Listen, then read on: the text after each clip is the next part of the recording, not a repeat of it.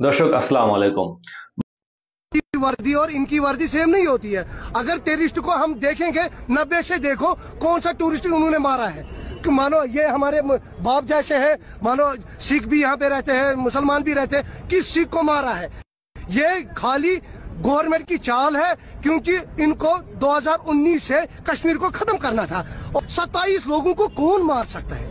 मुझे बताओ, 25-26 आदमी को कौन मार सकता है? और हमें बताओ, इतने कैमरे लगे हुए हैं, बोलते हैं जहाँ पे वो मानो अटैक हुआ है वहाँ पे गाड़ी नहीं जा रही है, पैदल इंसान जा रहा है। सिक्योरिटी इतनी है कि वहाँ से टेररिस्ट कहाँ से आ गए वहाँ से? मुझे ভারতের কাশ্মীরে সেখানে পালগাঁওতে প্রায় 28 জন মানুষকে গুলি করে হত্যা করেছে এবং এটা এখন পুরোপুরি যাইতেছে এই মোদী সরকারের ঘাড়ে এবং মোদী সরকার সুপরিকল্পিতভাবেই এই কাজগুলো ঘটাইতেছে বলেই অনেকে আপনার অনুমান করেন। কারণ নির্বাচন আসলে 2019 সালে এরকম একটা ঘটনা ঘটাইছিল এই হিন্দুত্ববাদী সরকার এবং সেই ঘটনার কোনো তদন্ত করা হয় নাই।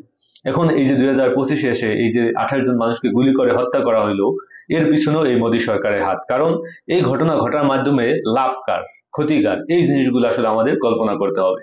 কারণ আপনারা জানেন যে এখন বাংলাদেশের ভিতরে যদি কোনো হিন্দুত্বের উপর অত্যাচার, নির্যাতন, নিপীড়ন ঘটে, সেটা নিয়ে অনেক প্রচুর পরিমাণে মাথা ব্যথা করে মোদী সরকারের, এবং বাংলাদেশের হিন্দুদের নাকি নিরাপত্তা নাই। তাহলে এই যে 28 জন হিন্দুদেরকে গুলি করে হত্যা করা হইলো, তাহলে তার নিরাপত্তা কোথায়? তার নিরাপত্তা দিতে ব্যর্থ কেন হয়েছে? এখন ঘটনার লাভ লস যদি আমরা হিসাব করি, আপনি দেখেন আপনারা যা এই হিন্দুদের উপর অত্যাচার, নির্যাতন, নিপীড়ন করতেছে মুসলমানরা, এটা বইলা এই মোদী সরকার, বিজেপি সরকার, তারা মুসলমান নিধন এখন ভারতে চালাইতেছে বিভিন্নভাবে। সংসদে আপনারা জানেন যে সেই আইন পাশ করা হয়েছে ওয়াকফ বিল, যেখানে মুসলমানদের 12,000 কোটি টাকার সম্পদের ভিতরে ভাগ বসিয়েছে এই আপনার মোদী সরকার। তো সেই জায়গায় এখন প্রথম প্রশ্ন হলো, এই 28 জন লোক আদৌ মারা গেছে কিনা? কারণ 28 জন লোক মারা গেলে তারা 28টা লাশ সামনে নিয়ে আসতো এবং সেখানে বিভিন্ন রকমের গদি মিডিয়া, টিভি টক শো করে তারপর লাইভ সম্প্রচার করতো। কিন্তু 28টা লাশ তারা একসাথ করতে পারে না এবং রাষ্ট্রীয়ভাবে শোকও তারা কিন্তু ওইভাবে পালন করে নাই। তো 28 জন যে হিন্দু মারা গেছে তার কোনো প্রমাণ এই মোদী সরকার দিতে পারবে না এবং আগেও দিতে পারেনি। এটা হলো প্রধান বিষয়।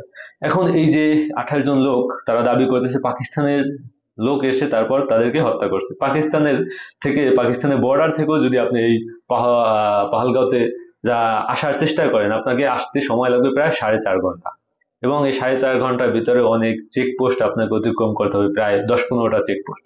এবং যেখানে ঘটনা ঘটেছে সেই ঘটনা থেকে 1 কিলোমিটার দূরে হইলো আপনার পাকিস্তানের সেনাবাহিনীর সেনাঘাঁটি।